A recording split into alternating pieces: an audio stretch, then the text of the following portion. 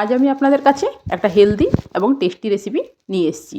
শীতকালে যদি এইভাবে এটা বানিয়ে নেন তাহলে এটা ব্রেকফাস্ট, ডিনার, এমনকি টিফিনেও কিন্তু দিতে পারবেন। খেতে খুবই সুন্দর লাগে। চলুন তাহলে দেখে নিই এটা আমি কীভাবে তৈরি করছি। এই জন্য আমি এখানে নিয়ে নিয়েছি পালং শাক।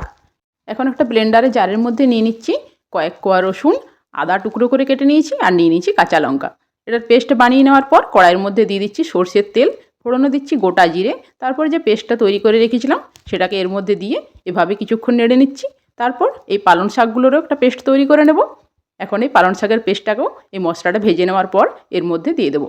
মশলাটাকে আমি আগেই কিছুটা ভেজে নিয়েছি যাতে করে এই রসুন আর আদার গন্ধটা চলে যায়। তারপর পালং শাকটাকে দেওয়ার পর এভাবে একটু কিছুক্ষণ নেড়ে নেব। খুব বেশিক্ষণ নেড়ে নেওয়ার দরকার নেই, অল্প একটু পালং শাকের কাঁচা গন্ধটা চলে গেলেই এটাকে ঠান্ডা হওয়ার জন্য রেখে দেবো। এখন এর মধ্যে নিয়ে নিয়েছি 3 বাটি আটা আর নিয়ে নিচ্ছি লবণ। এগুলোকে কিছুক্ষণ এভাবে মিশিয়ে নেব। তারপর এর মধ্যে ঠান্ডা করে নেওয়া পালং শাকের পেস্টটাকে এখানে দিয়ে দিচ্ছি। এখন এটাকে এভাবে হাত দিয়ে কিছুক্ষণ মেখে নেব। তারপর প্রয়োজন অনুযায়ী জল দিয়ে এটার একটা ডো তৈরি করে নেব। এটার আমি রুটি তৈরি করব, সেই জন্য এভাবে জল দিয়ে তারপর একটা নরম ডো তৈরি করে নেব।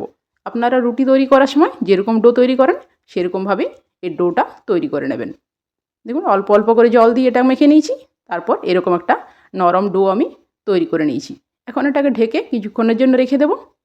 ঢেকে রেখে দিলে আটার থেকে রুটিটা খুব নরম তৈরি হবে। দেখুন ঢেকে রাখার পর অল্প একটু আটা দিয়ে এভাবেই আরও একটু কিছুক্ষণ এভাবে মেখে নিয়েছি। এখন এই ডোটা রুটি তৈরি করার জন্য একেবারে পারফেক্ট তৈরি হয়েছে। এখন দেখুন এখান থেকে আমি লেচিটা কেটে নেব। রুটি যেরকম বেলবো সেই অনুযায়ী লেচিগুলো কেটে নেব। তারপর এভাবেই অল্প একটু আটা দিয়ে এটাকে আমি বেলে নেব। আপনারা পালং শাক দিয়ে রুটি তৈরি করার সময় যদি সরাসরি পালং শাকটাকে কাঁচা অবস্থাতেই পেস্ট করে মেখে নিতে চান তাহলে কিন্তু হবে, অথবা পালং শাকটাকে সেদ্ধ করে জল ছেঁকে তারপর পেস্ট করে মেখে নিলে সেটাও কিন্তু খুবই ভালো লাগবে। কিন্তু এভাবে যদি অল্প একটু আদা, রসুন আর কাঁচা লঙ্কা দিয়ে তৈরি করা হয় তাহলে খেতে খুবই টেস্টি হয়। বাচ্চারাও কিন্তু খুব পছন্দের সাথে এটা খেয়ে নেবে, আপনাদেরও চিন্তা থাকবে না, এবং খুবই হেলদি একটা রেসিপি। এভাবে আমি কিছুগুলো রুটি তৈরি করে নিয়েছি। তারপর এটাকে আরও বেশি টেস্টি করার জন্য এখানে আমি অল্প একটু ঘি দিয়ে তারপর রুটিগুলোকে তৈরি করে নেব। দেখুন এভাবে একটু ঘি দিয়ে দিচ্ছি, আপনারা চাইলে এখানে বাটারও ব্যবহার করতে পারেন। এভাবে তৈরি করে নিলেও খেতে খুবই সুন্দর লাগে। যদি আপনারা বাটার বা ঘি না দিতে চান তাহলে রুটির মতো করে গড়ে নিলেও আপনাদের পছন্দ মতো যে কোনো সবজির সাথে পরিবেশন করতে পারেন, খেতে খুবই সুন্দর লাগবে। আমার আজকের রেসিপিটা তৈরি হয়ে গেছে, আবারও ফিরে আসবো এর নতুন রেসিপি নিয়ে। সুস্থ থাকবেন, ভালো থাকবেন এবং পাশে থাকবেন। ধন্যবাদ।